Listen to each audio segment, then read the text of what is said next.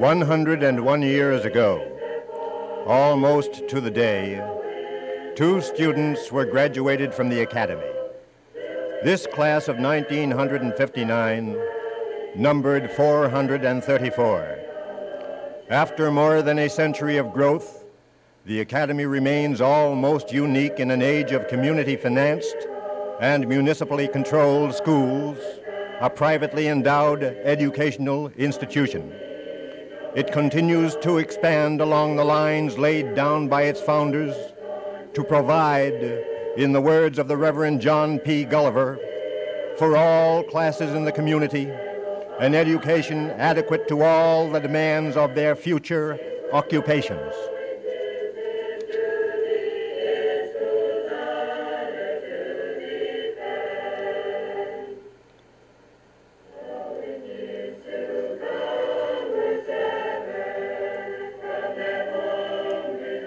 On November 4, 1886, the first addition to the school was dedicated. Slater Hall was the gift of William A. Slater in memory of his father, John F. Slater. It now houses the auditorium, the main office, the guidance department, and a Slater Museum. Its tower symbolizes NFA to many graduates. The Moses is typical of the plaster casts of Greek sculptures that occupy some of the galleries of the Slater Museum. The Nike, central figure in the main gallery, as well as other casts in the side galleries, is familiar to all graduates. Recent accessions of triptychs, furniture, statues, and fabrics from the Metzger collection have been combined with original collections to furnish the recently opened Renaissance alcoves in the upper gallery.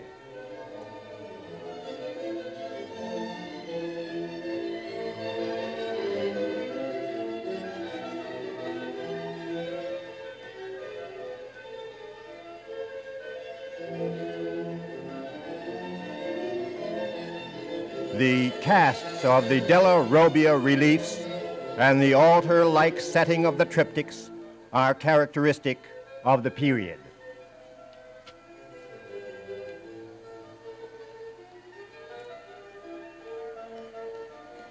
Here, too, is the Oriental collection started through the Vanderpool gifts, including armor and carvings, and recently augmented by Ming porcelain and Louis XIV's chinoiserie from Mrs. Metzger.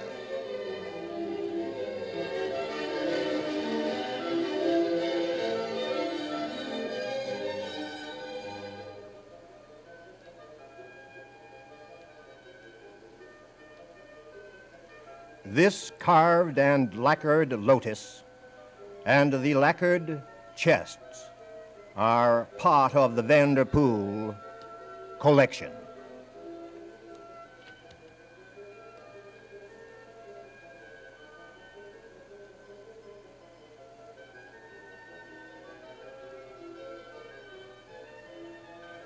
Through the window of the first landing on the main stairway of Slater, one looks toward the newer additions to the Academy plant. Norton Health Center, a gift of Ella M. Norton in memory of her father, Henry B. Norton, dedicated on October the 22nd, 1930, and the commercial building opened in 1933. The campus includes 9 buildings. Teal House, now the residence of the principal, is one of the more interesting. Here, famous revolutionary figures talked and ate and danced. From it, Mr. Shattuck each morning goes to his office on the 2nd floor of Slater. The Academy has indeed been fortunate in the long tenure of each of its principals. There have been but 5 in 100 years. Mr. Shattuck is the 5th. In 1857, Elbridge Smith headed a school of 80 students and 5 instructors. From his desk today, the principal administers the affairs of a community of more than 2,500 citizens, students and staff. According to almanac figures, of the 60,000 organized communities in the United States, more than 50,000 are smaller than the community which we call the Academy. The cases in the office hold the tools of the trade, books and journals and memorabilia of Mr. Shattuck's recognition in the profession. He has headed a variety of professional committees and associations. He was president of the National Association of Secondary School Principals in 1958 and 59. He is now a member of the President's Committee on Secondary Education. Across the hall from the main office are the offices of the Guidance Department, where counselors work with the students, individually and in groups like this one, on problems which arise in school and in personal affairs. Guidance grows increasingly important in the secondary school as a result of the increasing complexity of the world in which and into which the students move. The physics lab has been recently rejuvenated. The field has expanded so rapidly in recent years as a result of space-age invention and discovery that keeping up to date takes some doing.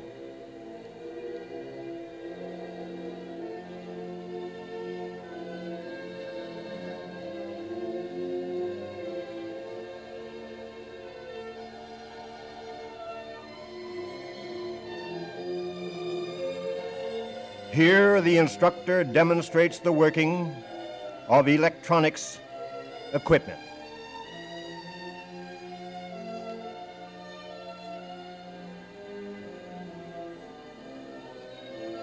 All students seeking a scientific diploma are required to take physics as well as chemistry. The current heightening of interest in science leads many other students in the classical and in other courses to elect this subject.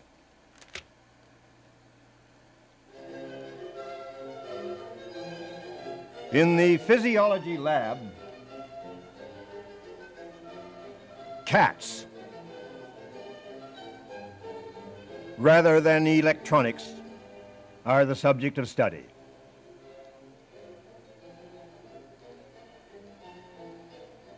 Here, by dissection, under the close supervision of the teacher, the students learn basic anatomy.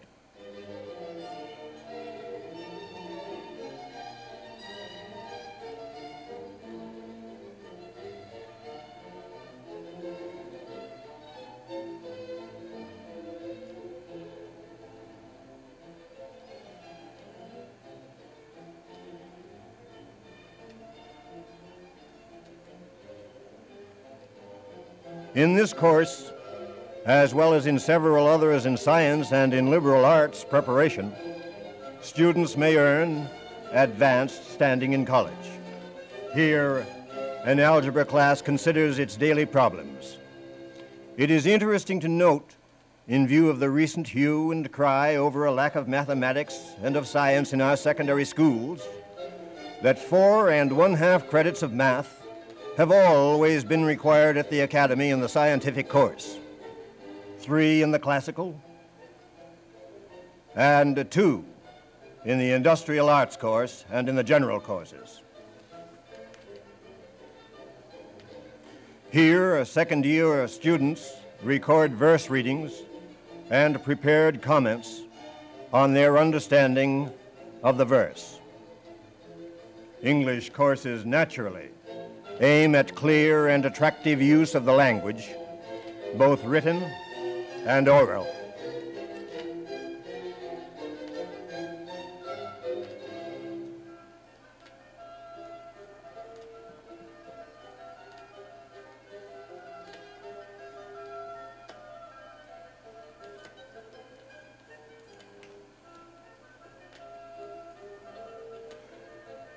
The language lab is the newest of the laboratories at the Academy.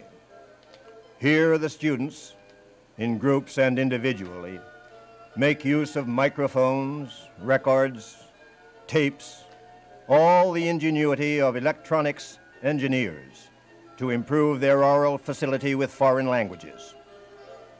Here, students of Latin and French and German and Spanish and Russian find that by listening to recordings by students and by professionals, that they can speed up their comprehension of the spoken language.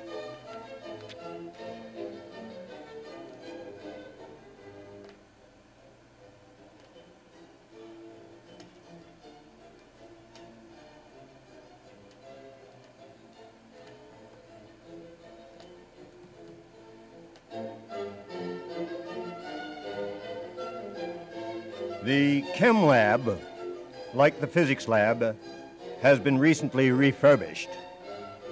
Here the students carry out the experiments which are an integral part of the course.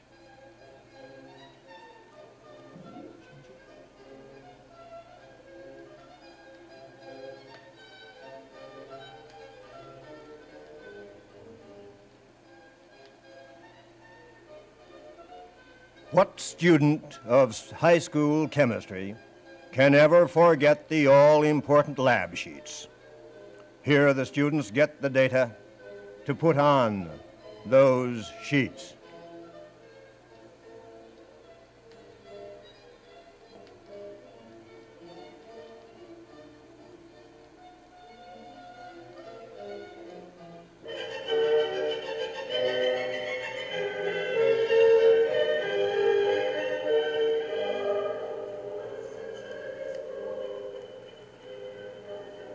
The NFA choir is chosen from the members of the school chorus. They have done extremely well in competition with other groups within the state.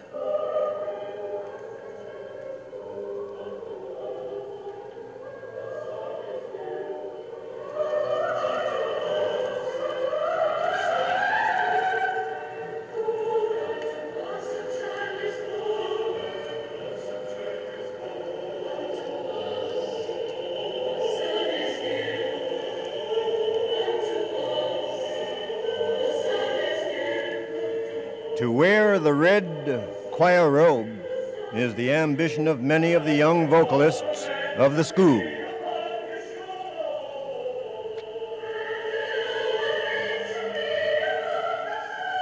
Christmas at NFA, carol singing and tableau, 2 showings for the townspeople and 4 for the academy community. Upwards of 4,000 attend, and everybody sings. The NFA band numbers more than 60. They are a marching band for football season and parades, and a symphonic band for student concerts and music jamborees.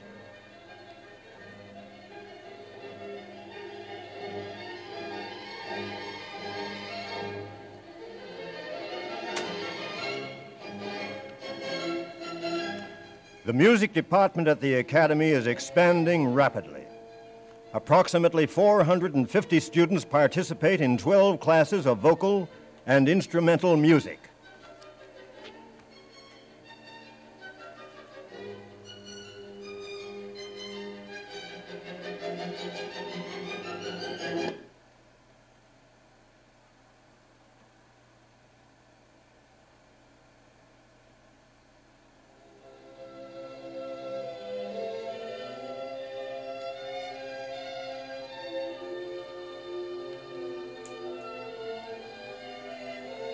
Orientation starts early at the Norwich Free Academy. Here are some members of the class of 1974 learning the ropes. Caring for small fry at the Academy nursery is part of the training which girls are given by the Home Economics Department. Much of the pint-sized furniture and equipment is made by the maintenance department of the school.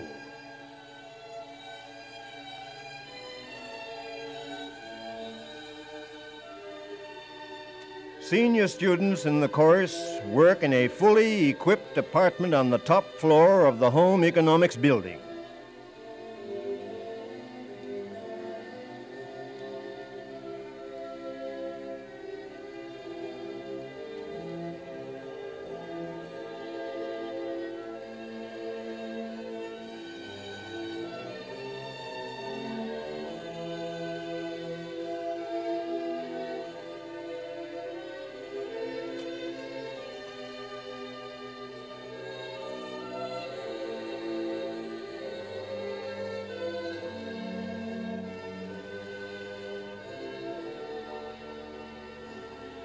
In these pictures, they are serving a good meal properly and attractively, one of the many things they learn in running this senior apartment, their own campus home.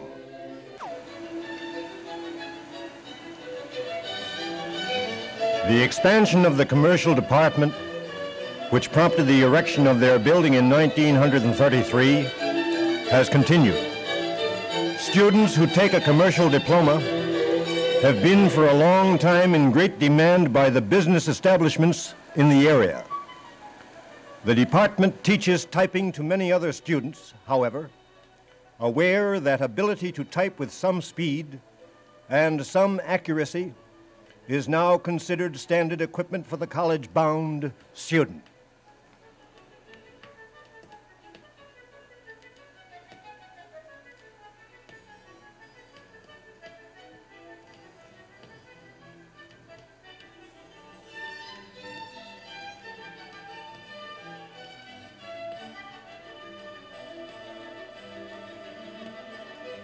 The modern office is, of course, full of machines. In this class, students learn the operation of some of those machines. Skill with duplicators and computers is as essential to the modern office worker as is facility with shorthand and typing.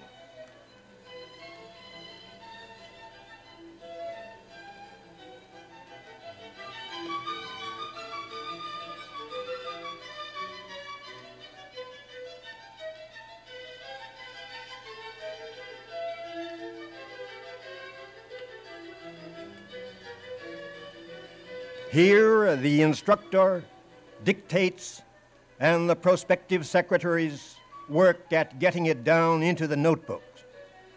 Proof of their accuracy will be in the letters typed from those notes.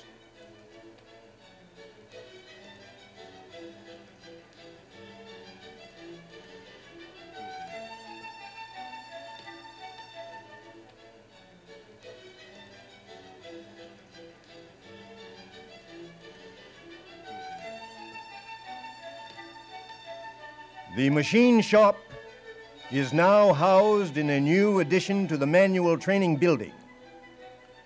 The Industrial Arts Department has, of course, expanded through the years.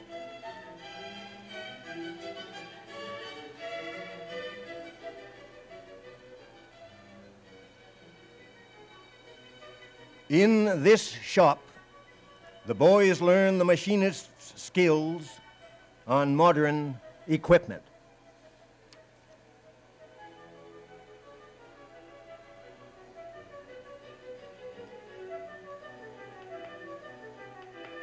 The print shop is the heart of the Industrial Arts Department, for it is around this shop that the department has grown. 309 jobs, over $9,000 worth of printing this year, a great variety of forms, all necessary to keeping track of 2,400 individuals and keeping a record of their activities. Tickets, programs, brochures, think it up, and the print shop will turn it out.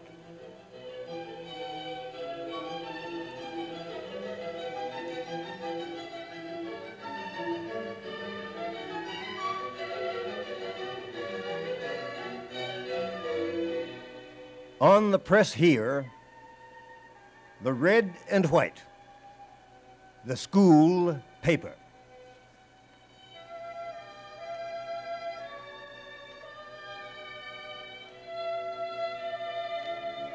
The descriptive geometry classes meet the needs of many students. Those heading for the construction trades learn to read and to work from blueprints. Those planning a career in engineering learn the fine draftsmanship which they find so valuable in engineering courses at the college level.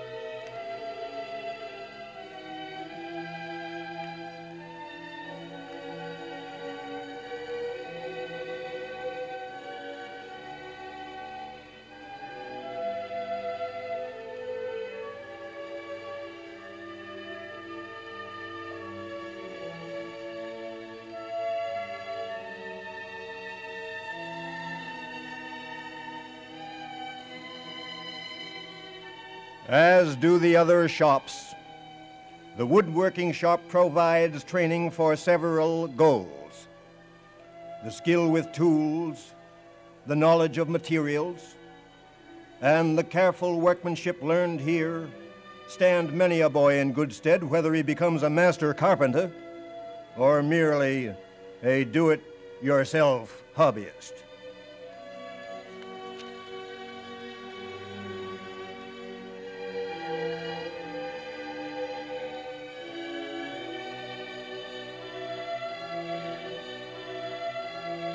The feeding of more than 2,400 teenagers, even once a day, 5 days a week, is quite a job. Modern equipment helps, but it still requires tremendous effort and not a little patience by the staff to come up with enough grinders and apple goodies for one meal, let alone all the other food for the other 179 days. Luncheon is served in 5 sittings, cafeteria style, of course.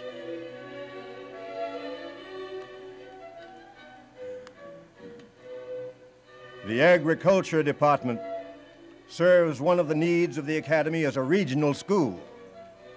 Many boys will farm in the area after graduation. Many are farming while in school.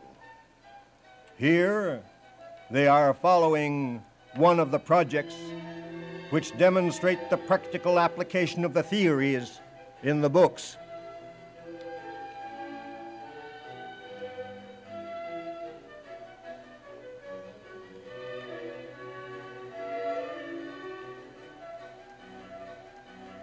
The school year at NFA closes with field day.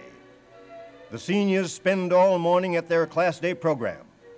After luncheon, the entire student body adjourns to the field where athletics awards are made. There are 750 participants in the intramural sports program at the Academy. There were 78 teams, plus the individual competitors in tennis and badminton. They all took part in this program this year. In interscholastic sports, 343 boys took part. There were 12 varsity squads, including JV and freshman squads. Here, some of the major trophies were presented.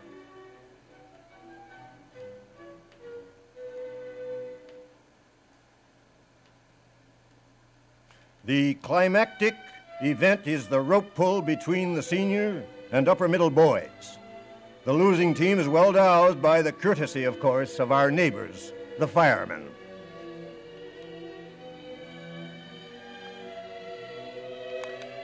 The outdoor sketch classes here is leaving for a field trip. The art school was founded in 1890 and is housed in Converse Building, bequest of Colonel Charles A. Converse, and constructed in 1906.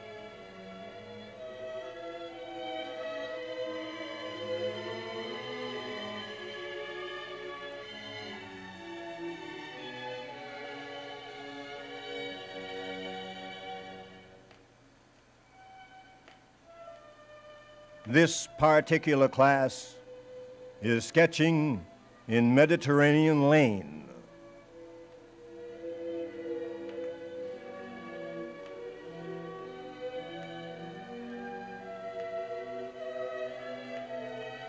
The art school serves the entire community of Norwich, offering children's and adult classes.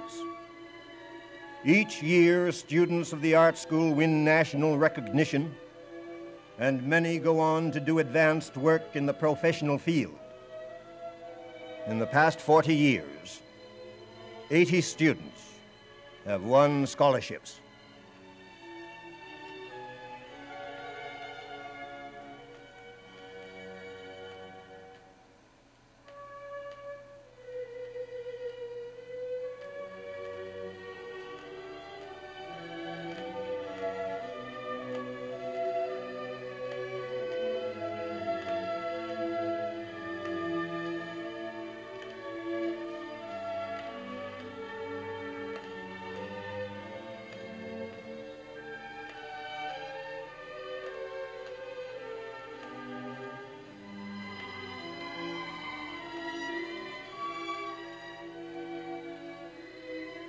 Pottery and jewelry classes are attended both by fine arts students and by students in other courses who wish to enrich their studies by work in the field of fine arts.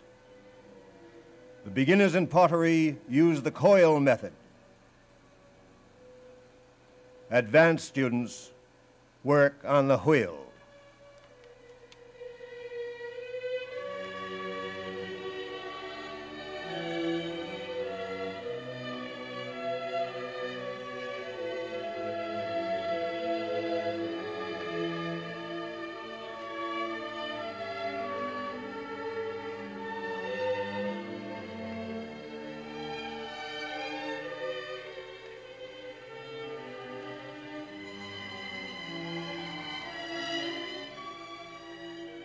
Jewelry is another of the 50 classes in 28 different subjects offered by the art school under 7 instructors.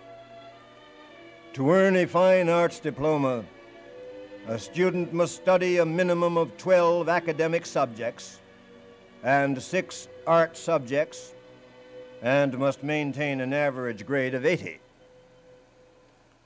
In addition to those taking fine arts diplomas, about 1/3 of each graduating class has done some work in the art school.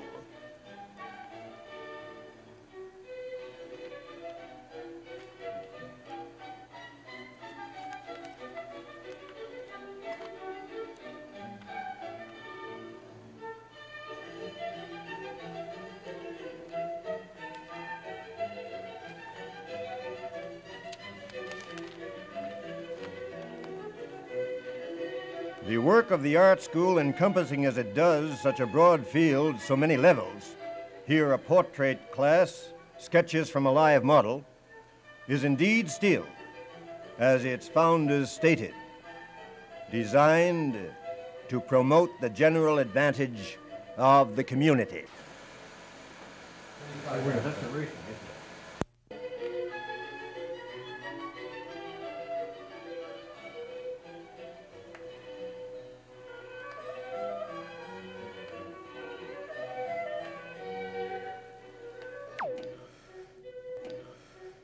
The Academy is exceptional in several ways. It is a campus-type school. It is, in fact, often mistaken by visitors for a small college. It serves Norwich with a population of 42,000 and periphery towns, all largely industrial and agricultural. It operates on the assumption that each child is entitled to be educated in keeping with his capacity and his interests, looking toward his excellence as a person and toward the most constructive contribution that he can bring to society. It is therefore a multi-track school offering many subjects in different fields and at different levels. Through its curricula and its facilities, such as its museum, its art school, and its health center, it creates an atmosphere that awakens a greater sense of the interdependence of the areas of learning. The Academy is a busy place. There are people on this campus morning and afternoon and evening, summer and winter. They come to office and library, to classrooms and playing fields, to labs and to meeting places.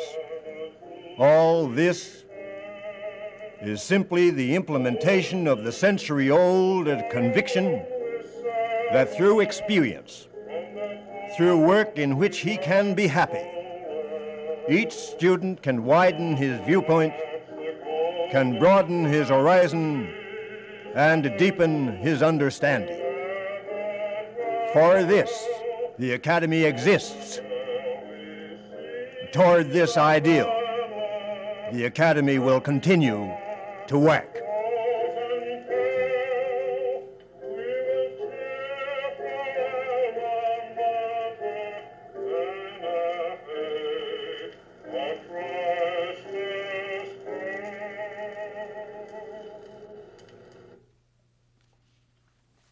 This one.